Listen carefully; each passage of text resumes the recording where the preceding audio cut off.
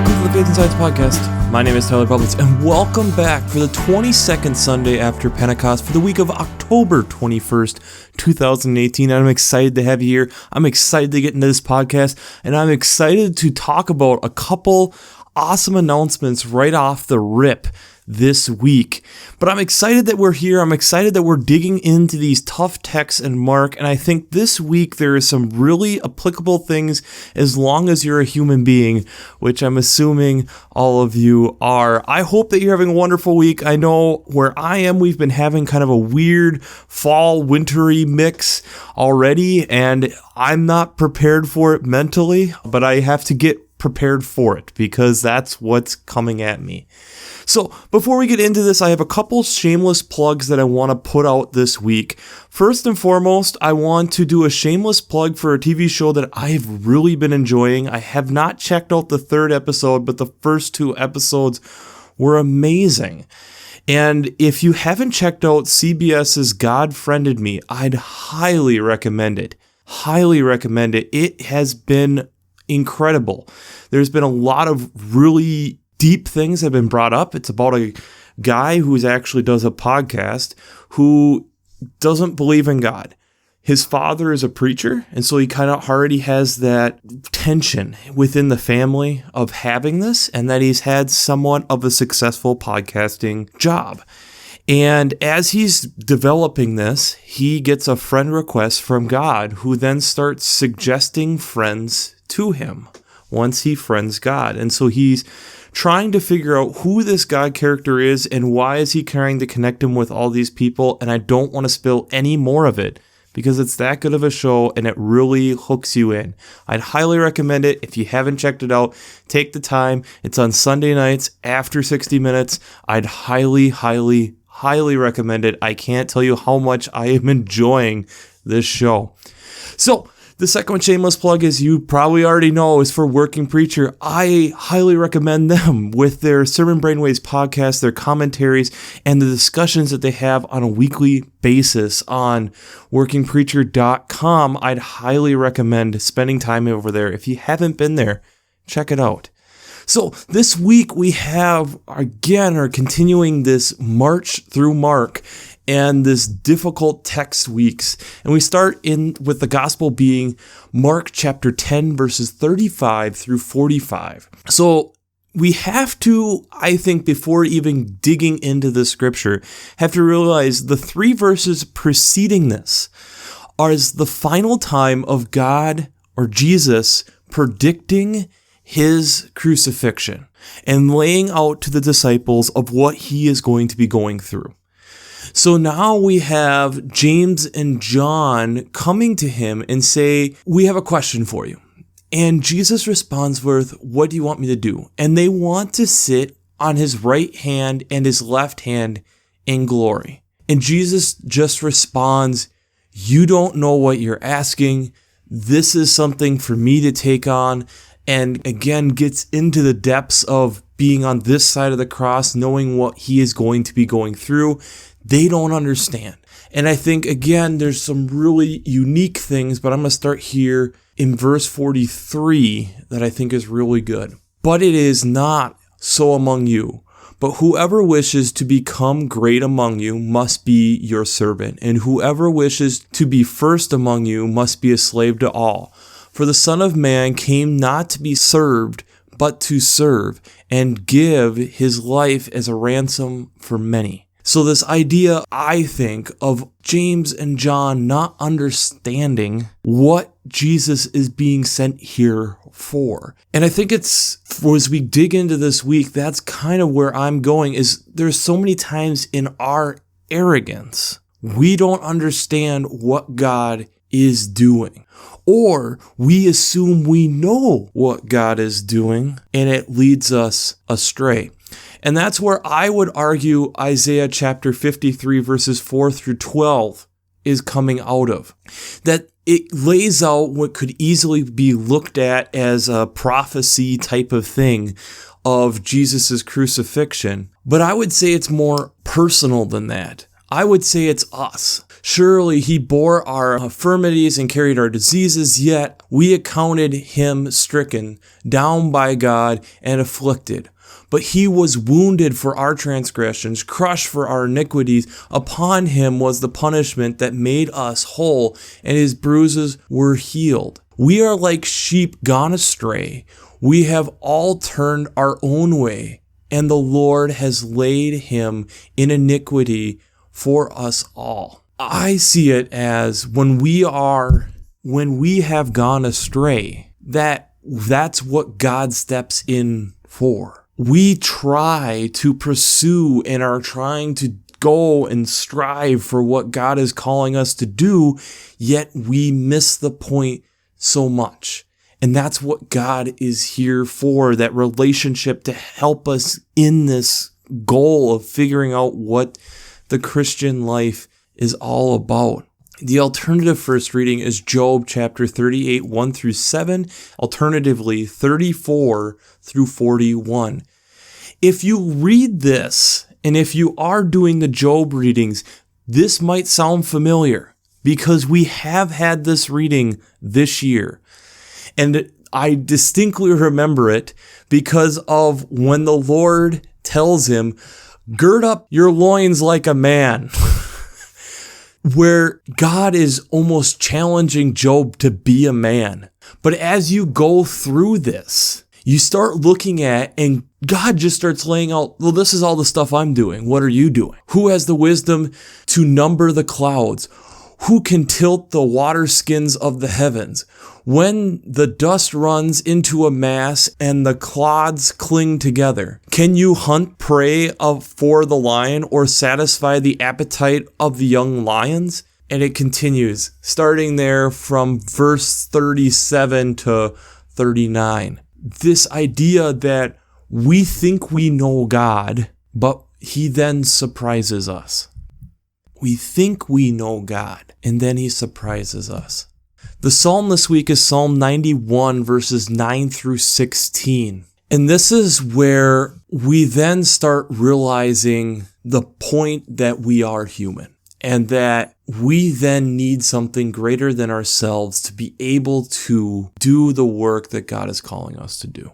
Because you have made the Lord your refuge, the Most High your dwelling place, no evil shall befall you, no scourge come near your tent. For he will command his angels concerning to guard you in all your ways. Verses 9 through 11. He cares for us. He loves us. Even as we make mistakes, he's there for us. The second reading is from Hebrews chapter 5, verses 1 through 10. And this is, I think, a reading just kind of affirming what we've talked about. That Christ was sent on purpose. There was a reason that he was appointed the one to do this for us. That's why he was here. The whole idea of him being here, the whole reason that God sent him was to set an example. That he had set him aside. And as you read this, I think it's also affirming if God is able to do that with his own son and have this type of plan laid out and a reason why he was coming and the gruesome way and path that he laid out for him, are we not greater in some ways that he did that for us, that he wouldn't have a plan for us also? But the only way he was able to do that, I think, is summarized very well starting in verse 8. Although he was a son, he learned obedience through what he suffered. And having been made perfect, he became the source of eternal salvation for all who obey him. Having been designated by God a high priest according to the order of Melchizedek. Through obedience, he was able to achieve what God had intended. And as I was kind of going through these and kind of like as I was introduced, ignorance is not always bliss. Ignorance is not always bliss. And ignorance or arrogance can lead us astray. So I'm going to attach this week an amazing TED Talk that I ran across from Brian Goldman, who's a physician. And I was kind of looking at Where in science do we at times get so arrogant that we overlook something? And Brian Goldman does a very good job at talking about how he had been always looked up to and revered by his classmates, even as he was rising through the ranks going to pre-med. And even in medical school, was looked at and graduated very well. And he talks about the specific patient that he didn't talk to the person presiding over him on whether or not he should send her home, and decides and he asks the nurse to send her home. And he had this weird gut feeling all day long, and finds out at the end of his shift, he walks through the emergency room, which is not the typical for him, and finds out she was back. And at this point, over the next few days, they learn she's not able to recover. Had she been able to possibly recover if he had left her in the hospital? Possibly. But this point where then he's beating himself up over this mistake. He uses a really good example from baseball, actually, before he even has his speech, of talking about how in baseball, if you're a 300 hitter, you hit the ball and are successfully get to first base 3 out of 10 times. It's 300. You're considered a great player, probably an all-star. And if you hit it and reach base 4 out of 10 times, you're a legend. The last one to do it was Ted Williams in the 1940s. Yet he was talking about in his own profession how doctors cannot admit when they've made a mistake. The protocol, the culture is that of we don't make mistakes. And how hard that can be on a person, how hard it can be on an individual to have that, to carry that, to deal with that. I don't know about you. I know I've been in positions or times in my life where I feel like I can't make a mistake. And that just makes the pressure all the more. And I usually do not perform to my best in those situations. Even in sports, when you feel like you can't mess up, there's been other opportunities throughout the game that you feel like you can semi-forgive yourself to a point where it didn't have to come down to that one situation.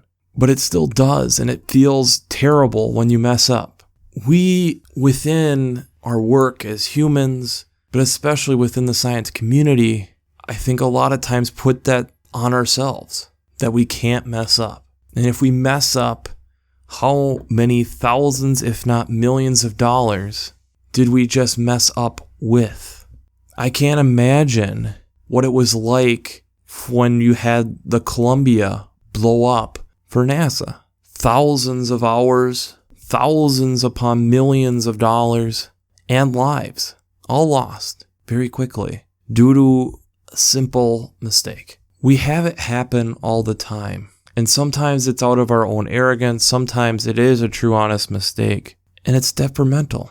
And that's where we at times want that forgiveness for us.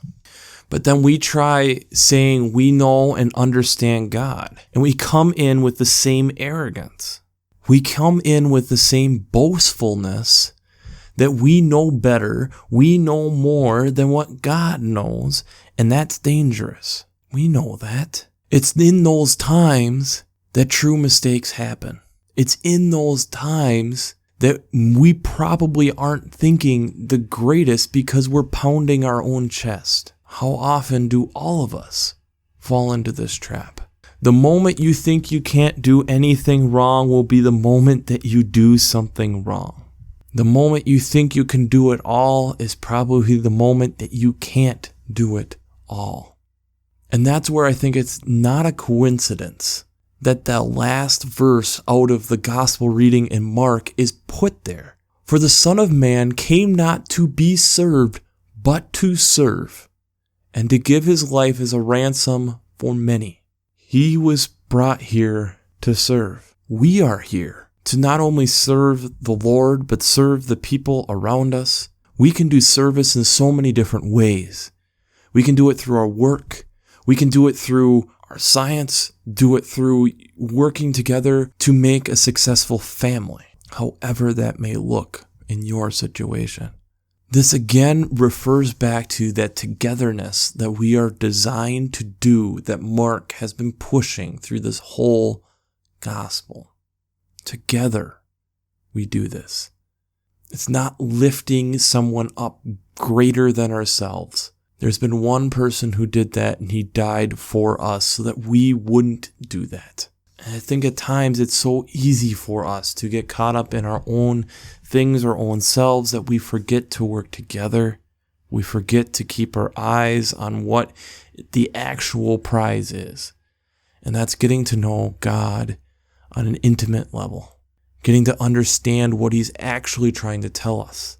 And not letting our work or science or whatever get in the way of us accomplishing the goals and objectives He has for us.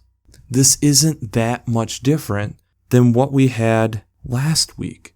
Last week, the question was on Twitter, what do you need to let go of, and what things is God calling you to let go of at this moment? I think for me, there's definitely things that I can reflect on and think of that I need to let go of and continue to work on that will help my relationship not only with God, but with myself, with people around me, family members and friends and girlfriend and people who I hopefully am somewhat of a person that they look up to. But in that, I also have to humble myself and make sure that I don't get boastful, don't get arrogant in what I'm trying to do. Remembering that even this podcast is not possible without God directing it.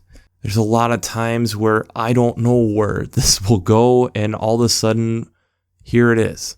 And I can't tell you how many times I get done with a recording and I listen back to it a little later and realize the power of what I actually said. And realizing it's not me, it's God using me. It's not trying to be arrogant.